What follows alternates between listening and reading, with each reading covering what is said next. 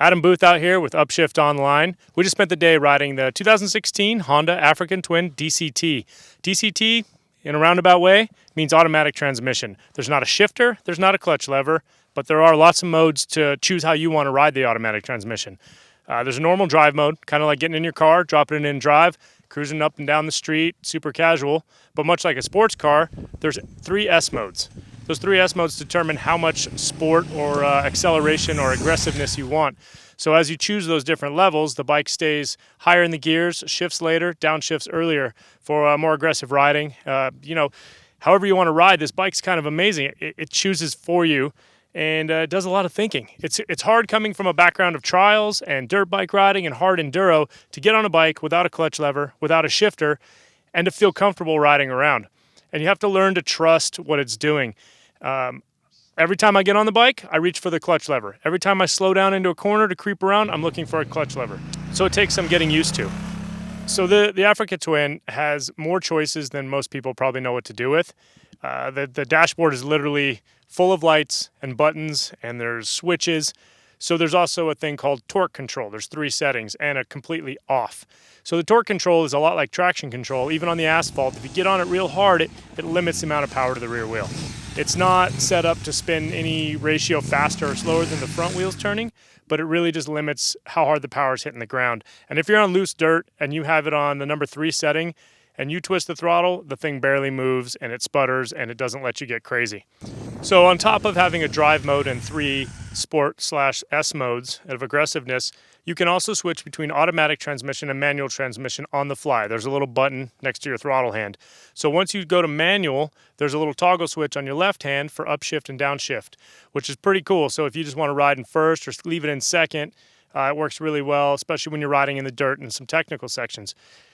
It works. You don't really even need to use that toggle switch because when you're in the aggressive sport mode out on the asphalt or dirt roads, this thing kind of knows when to shift down for you. It's pretty darn impressive. So when you switch out of automatic mode to manual shifting mode, you downshift by pushing your thumb in on the left hand, and then there's a little lever on the front, which is you pull, and that's for upshifting. So you can toggle very easily between upshifting and downshifting. And you probably will still find yourself looking for a shifter by your foot if you've grown up with that. Another thing it has is all-time ABS on the front wheel. In normal mode, front and rear wheel, ABS. But you can hold the button at any time, even when you're riding down the road, and it turns the ABS off on the rear. This is crucial and critical when you're riding off-road on dirt or gravel or anywhere where you need to kind of lock the rear wheel up and kind of back the back end of the bike into the corner to readjust your angle and accelerate out. Nothing's scarier than being on an adventure bike, coming down a dirt road and grabbing a front and rear brake, and the thing doesn't slow down because the ABS isn't letting the tires lock up. So the power of the Africa Twin is really nice.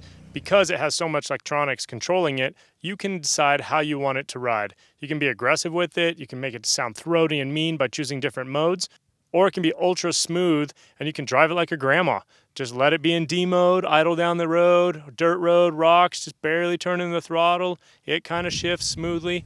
And that's the beauty of this setup, is really the variance and the ability to just ride however you want. And it's very appealing to beginners. This thing is so mellow when it wants to be, but for fast guys who really want to get on the pipe, this thing roars and gets down. The suspension, especially on an adventure bike this big, out of the box is very impressive. The bike is very well balanced, and where you get some big adventure bikes that they do pretty well, and then they start diving in the front end when you get aggressive or start clanking through, Honda really went out of their way to make a beefy front end on this with still some plushness built in.